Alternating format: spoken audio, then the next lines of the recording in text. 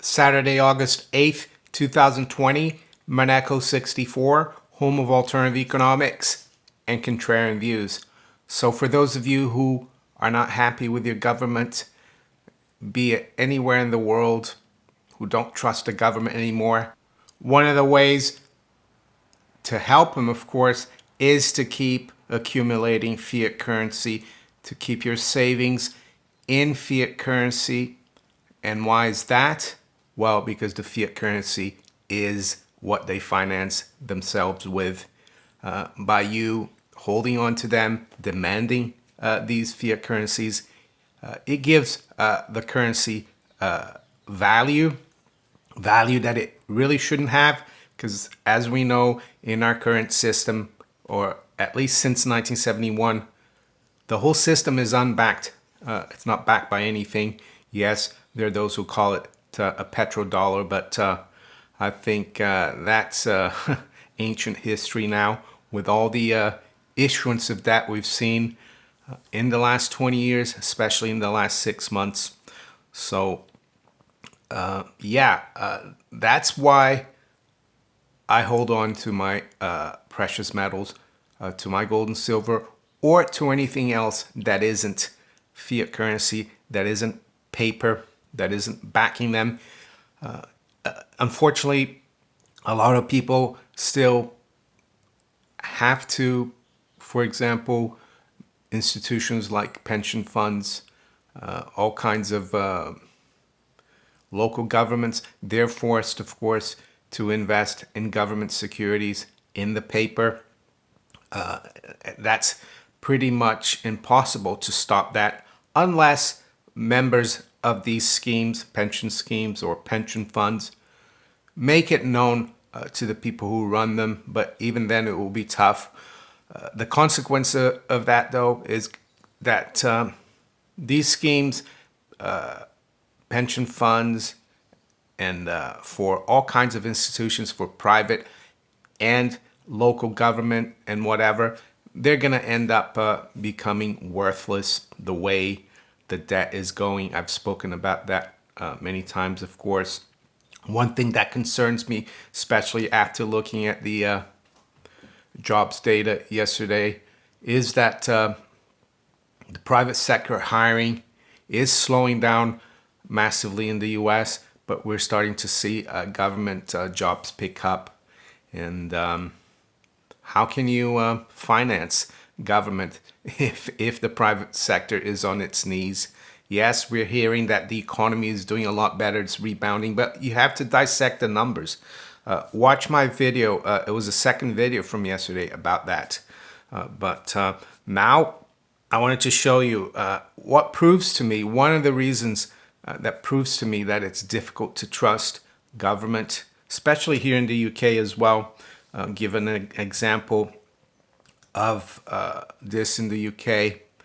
And this is to do with the current crisis. And this is all government information. It's from www.gov.uk website. And it says guidance for high consequence infectious diseases, HCID. I'm going to read the definition of HCID. According to the UK government, in the UK, a high consequence infectious disease, HCID, is defined according to the following criteria. Acute infectious disease typically has a high case fatality rate, may not have effective prophylaxis or treatment, often difficult to recognize and detect rapidly, ability to spread in the community and within healthcare settings, requires an enhanced individual, population, and system response to ensure it is managed effectively, efficiently, and safely. So I ask you, does that sound like what's going on, has been going on since March here in the UK? Yes, it does, right? But then you scroll up on the page and you check the status of this disease here. And it says, as of 19th of March 2020, COVID-19 is no longer considered to be a high consequence infectious disease in the UK. So there you go. What's going on? I'm confused, very confused. So that's why I don't trust them. That's why I think there's an agenda. That's why I think it's an engineered crisis to bring about most probably a collapse of the economy, because they wouldn't be doing what they're doing if they're following their own guidance and status of COVID-19. We'd be back working. We'd be back doing everything out there, not worrying, traveling as well. This is for the UK, of course, and I'm not sure what other countries are giving as guidance for this, but I would say it's probably the same because they're all working together, as we know. So that's another big reason why I don't trust them. That's why I don't want to finance them.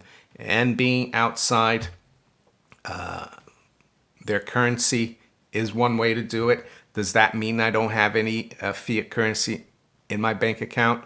No, of course not. I still have to pay bills, but I try to keep it to a minimum. So I wanted to put that out there. Now I wanted to talk about precious metals, especially the dollar price of gold. It's been doing very well, of course, of late. We made an all-time high. It's been so quick. It was just the week before this past week, and we already almost went to 2100. So it's really looking very bullish. Yes, there is a lot of worries that it will pull back, and it could. Yes, late yesterday or during the US hours after non-farm payroll, we saw a correction and we closed lower from the all-time high, which is now around 2075. But we still closed around 2035. So on a weekly basis, it did really well. So this is a weekly chart here. You can see that we've clearly broken now the previous all-time high from 2011. So it's looking good. But I wanted to show you a few charts here of the gold price in euros and in British pounds. Of course, the US dollar, that's been the last currency that is held for the most time before it made an all-time low or gold made an all-time high. The dollar has been the last. We made an all-time high in the euro like quite a while ago. Let's see when it was. Back in February of this year, roughly. Early February. And you can see that it rallied quite strongly in February, but it wasn't as strong as the rally in dollars. And it spiked back down, but it was very quick spike, a few weeks, and then it went straight back up. So yeah, it did retest the breakout, but the breakout as well wasn't as strong as the breakout of the dollar. Why is the breakout of the dollar so strong? Well, I think it's because it's confirming all the fiat currencies being no good. So this is what I think could happen to the dollar. We could pull back. Same thing happened to the pound. The pound broke its all-time highs back last year, in the summer of last year, actually. As you can see here, around August time, it broke through 1200. Again, the breakout there wasn't very strong, and it came back down to 1100. So retested the breakout, but it wasn't very long-lived. A little longer correction than the euro in terms of time, but it went straight back up after that. So that's what I'm trying to say here. We could see a pullback to even 1800 in gold, even though I think it's highly unlikely, maybe more towards 1900, high 1800s. Would I be worried about that? No, it would just be a normal reaction that markets do. They retest breakout levels. But as I said, this breakout is looking really strong. I would have expected a correction already, maybe this week, this gone week, or the week before that, and we haven't seen it. So it will be interesting to see what happens next week, of course. I have a feeling we could go a lot higher before pulling back. We could even go to 2,200, 2,300, and then pull back. But the important thing is that in the longer term, you need to look at precious metals, not forgetting silver, of course. Silver had a very good week, even closed above 28. I know it went over almost up to 30 late Thursday, early Friday. But yeah, don't forget silver. I think silver is going to continue to do even better than gold. Yes, yesterday it corrected down, but just like it outperforms gold on the way up, it will outperform in terms of losing on the way down in the corrections. So yeah, the thing to remember is that for me at least, it's a stand, it's a battle against government and the bankers that help the governments finance themselves. I don't want to finance people who are saying one thing and doing another thing, who are not being really honest with the public. That's why I never vote. That's why I don't think it really matters what side you vote for. And that goes for every country.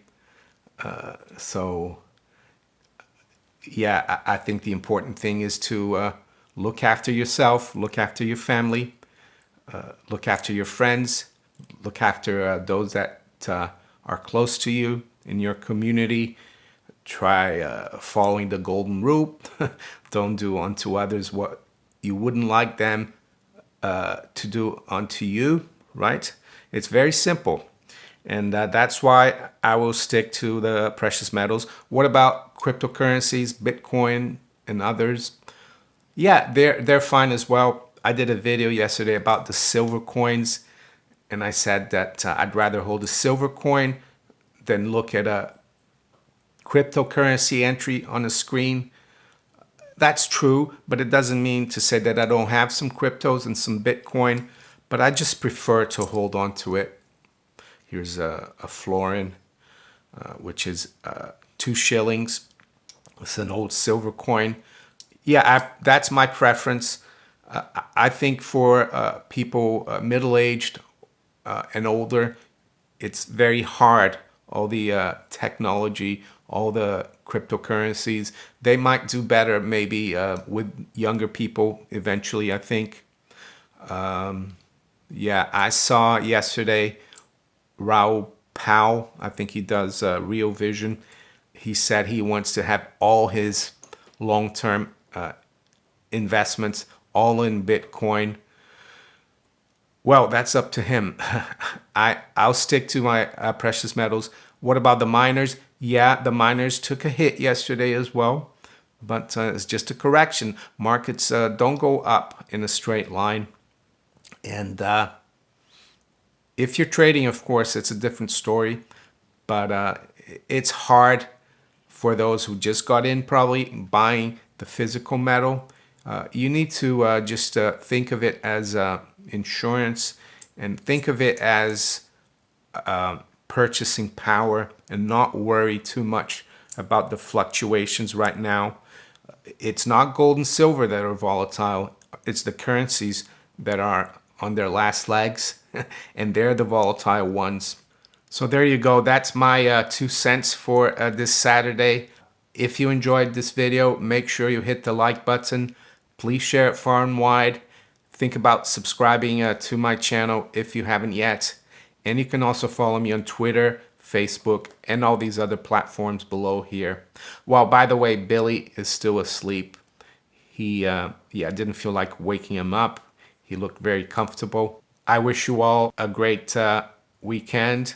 Take care. Bye.